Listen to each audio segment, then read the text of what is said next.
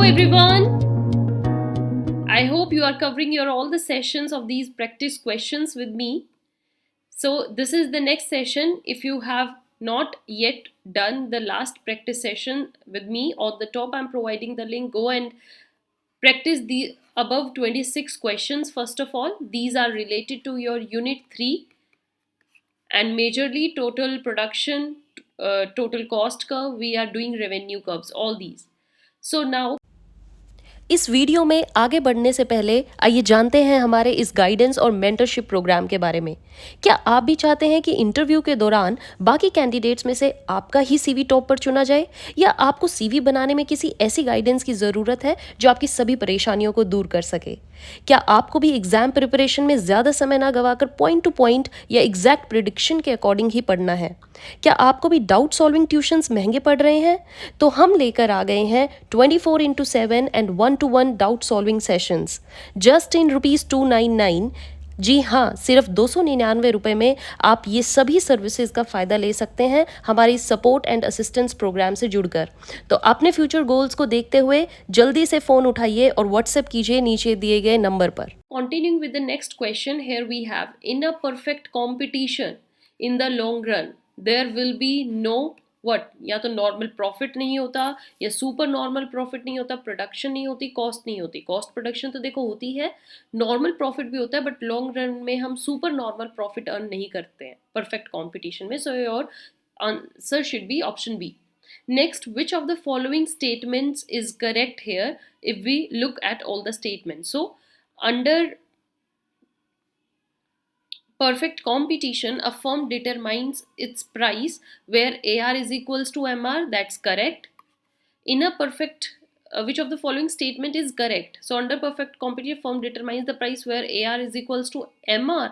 It's not correct. In a perfect competitive industry, a firm is in equilibrium in the short run only when it's this and this. No. Short run supply curve has negative slope. No. A firm is a price taker under perfect competition. Yes, that's true. Perfect competition में price taker होती है, not a price maker. So we will go with here option D. It's the correct statement. Then next is, in an oligopoly market, the kink demand curve जो होता है, kink demand curve कैसा बनता है? Like this. Little there is a kink and then it's upwards like this. So जो ये kink आती है, ये kink क्या show करती है? What it explains? So it majorly shows collusions among rival firm. Rival firms आपस में collide करती हैं, option A. Then when goods in a domestic market जब सोल्ड किए जाते हैं एट अ हाई प्राइस, आप उनको सोल्ड कर रहे हो, and in the foreign market आप उनको कम प्राइस पर बेच रहे हो, तो इस सिचुएशन को क्या बोला जाता है? This situation is known as dumping. Dumping means वही सेम प्रोडक्ट आपकी कंट्री में महंगा बिक रहा है और दूसरी कंट्री में आप उसको कम प्राइस में बेच रहे हो, मतलब आप वहां पे डंप कर रहे हो। Next, average revenue curve will not touch x axis because it can not be. जो हमारा एवरेज रेवेन्यू कब होता है वो एक्स एक्सिस को टच नहीं करता है, राइट? वो ऐसे जाता है कुछ। तो ये क्या शो करता है? Why this is so? This is because it can not be zero, क्योंकि जीरो होएगा तभी तो एक्स एक्सिस को टच करेगा, जीरो कभी होता ही नहीं है। Next, the kink demand curve model of oligopoly जो होता है, assume that the price elasticity of demand क्या होनी चाहिए? Price elasticity in response to a price increase is less than the elasticity of demand in response to price decrease, right? Then which one of the following best describes best opportunity cost to society of building a new school? अगर build हो रहा है तो उसकी opportunity cost क्या होगी, मतलब क्या उन्होंने स्किप किया होगा उसकी जगह? The increased taxation, no. The money that was spent on building the school, ये भी opportunity cost में नहीं आती. The other goods that could have been produced with the resources used to build the school, ये एक opportunity cost है। Means जो school बनाने में चीज़ें लगी हैं, अगर उनसे कोई दूसरी चीज़ बनती तो वो एक opportunity cost होगी। For a cotton seller in India, dumping refers to selling the cotton at, okay, India में आप सेलर हो, बट आपके लिए डंपिंग क्या होगी? जब आप उनको lower price in Mumbai and higher price in Delhi, India की बात हो रही है, मीन्स एक प्लेस पे आप उसको कम बेच रहे हो और एक जगह उसको हाई प्राइस पे बेच रहे हो, and both places are in India. Okay, then when a monopolist is able to sell each separate unit of the output at different price, monopolist यही करते हैं, अपनी मोनोपोली चलाते हैं, तो वो हर यूनिट को अलग अलग प्राइसेस पे बेच रहे हैं according to the pocket of customer. तो यहाँ पर वो क्या अप्लाई कर रहे हैं? He is applying here first degree price discrimination. Means आप डिस्क्रिमिनेशन कर रहे हो on the basis of the customers revenue. Next question we have here, learners index जो है of monopoly power is calculated as the inverse of price elasticity of demand. Price elasticity से हम उसको क्या करते हैं? इनवर्स. नेक्स्ट क्वेश्चन, अ कल्यूसिव oligopoly, collide जहां पर होता है with dominant price leader, will produce a level of output between that which would prevail under perfect competition and with the monopolist. इनके बीच का आउटपुट प्रोड्यूस करते हो अगर आप कोल्यूसिव हो. Kink demand curve model of oligopoly, ये किसने दिया था? This was given by Sweezy. Without looking at other options आपको पता होना चाहिए Sweezy gave this demand curve. Option D. Next question, price discrimination often favours public interest because why? Price discrimination से public का ही इंटरेस्ट क्यों हो रहा है ऐसा? Because it allow production of some products that would have been otherwise difficult in the economy due to the fear of making loss. जब आप प्रोडक्ट बनाने में हिचकोगे तो आप कभी भी वो प्रोडक्ट नहीं बना पाओगे, आपको लगेगा रिस्क है, लॉस है, क्योंकि हमें इतना रेवेन्यू नहीं मिलेगा. बट जब आप कस्टमर के अकॉर्डिंग प्रोडक्ट बनाते हो तो आपको डर नहीं रहता, because customers are even ready to pay high price for that. Then assuming a downward sloping demand curve है and upward sloping supply curve है, higher equilibrium price may be caused by. higher equilibrium कब आएगा? an increase in demand जब होगा. क्यों? क्योंकि देखिए आप यहाँ पे क्या होता है, ये DED, ये SS, तो इक्विलिब्रियम ये पॉइंट है. अगर आपको हाई इक्विलिब्रियम पॉइंट चाहिए, मीन्स कहीं पर भी हाई जो भी है, तो उसके लिए the demand should rise. So increase in demand is the only option. Supply अगर इंक्रीज होगी तो वहां पर आपका इक्विलिब्रियम डाउनफॉल पे आएगा. ये देखो, ये डाउनफॉल पे आएगा. Next, in a short run firm जो होती हैं, perfect competition will still be produced provided. कब तक वो होगा? The price covers variable cost. जब तक आप वेरिएबल कॉस्ट कवर कर रहे हो तब तक आप फर्म जो शॉर्ट रन में सर्वाइव कर रहे हो. Then in a monopoly when abnormal profits are made, monopoly में abnormal profits कब बनते हैं? जब price is set higher या greater than the average cost. आपने बहुत high price कर दिया, abnormal profits आएंगे ही आएंगे आपको. According to Schumpeter, what is the correct thing? Schumpeter ने क्या बोला था? He said that monopoly profits act as incentives for motivation. Okay, motivation मिलता है मोनोपोली प्रॉफिट से. Then consider the following 4 statements, आपको ये दी गई हैं, and I think you have to find the correct one here among these.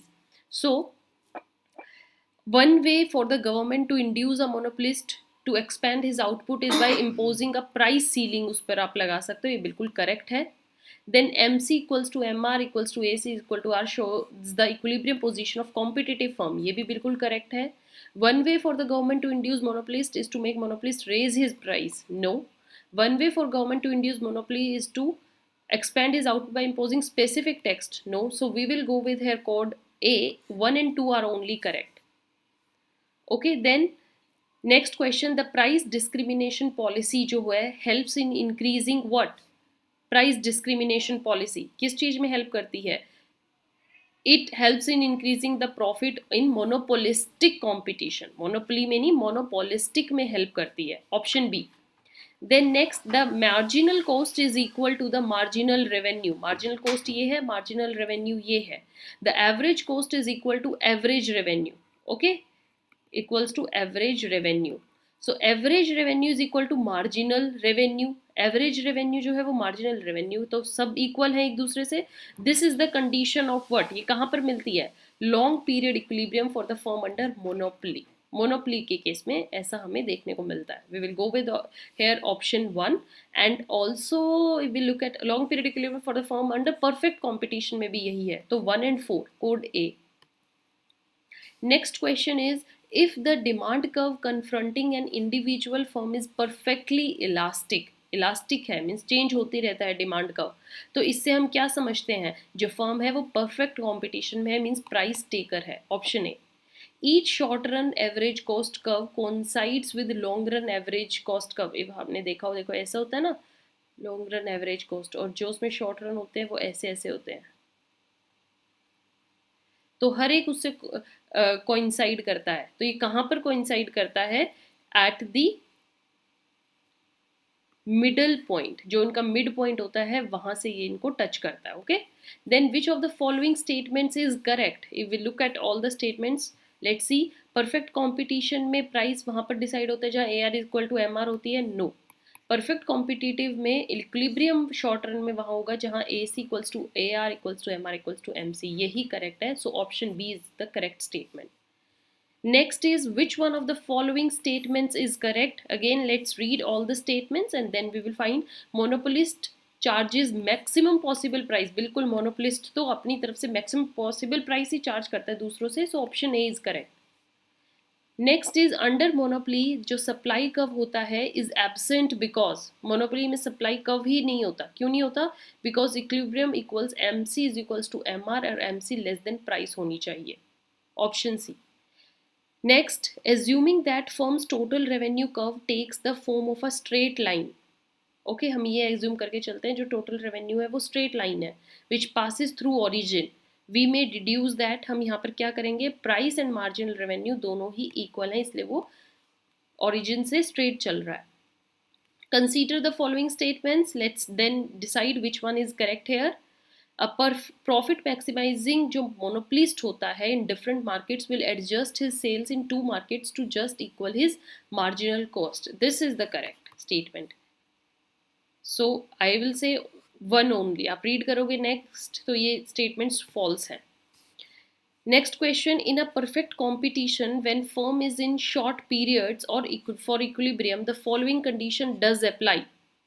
Short period में क्या condition apply होती है?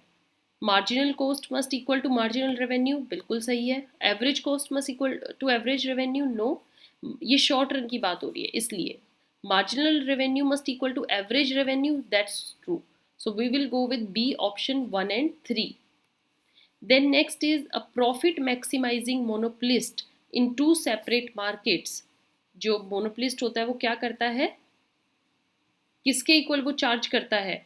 He charges the price to adjust sale in two market to equal his marginal cost. ये हमने अभी भी discuss किया है लास्ट क्वेश्चन जस्ट, तो डी ऑप्शन। देन आपको असर्शन रीजन दिए गए हैं, रीड करते हैं। Negative M R is not possible in case of perfect competition, बिल्कुल ट्रू है। क्यों? बिकॉज प्राइस रिमेन कॉन्स्टेंट, इसलिए कभी भी एम आर नेगेटिव नहीं जाता below the X axis. So both A and R true and R is the correct explanation of A. We will go with option A. Moving to the next question, which of the following feature is common to both perfect competitive market में भी और monopolistically competitive market में भी? ये दोनों condition common है। क्या? long run profits दोनों में ही zero होते हैं, long run profits नहीं मिलते। Then next, a model of game theory of oligopoly is known as। oligopoly के model को हम क्या बोलेंगे? We call it prisoner dilemma। prisoner dilemma means it feels like you are in a prison, आप बंद गए हो। विच of the following is not a type of market structure? जो इतने भी हमने रीड करे हैं ये उसका स्ट्रक्चर नहीं है। सो ओलिगोपोली होती है, परफेक्ट कॉम्पिटिशन होता है, all of the above type. Competitive monopoly हमने नहीं देखी, so option A is incorrect. Next, if the market demand curve for a commodity has a negative slope, means demand curve negative है, then market structure क्या हुआ? It's little confusing. तो we will say, क्योंकि सब में ही downfall होती है, the market structure cannot be determined from the given information only. We need certain more other things. So option D is correct. 61 ko we will do in next session. For that you have to stay tuned. Till then, keep watching, keep sharing. Do not forget to subscribe the channel.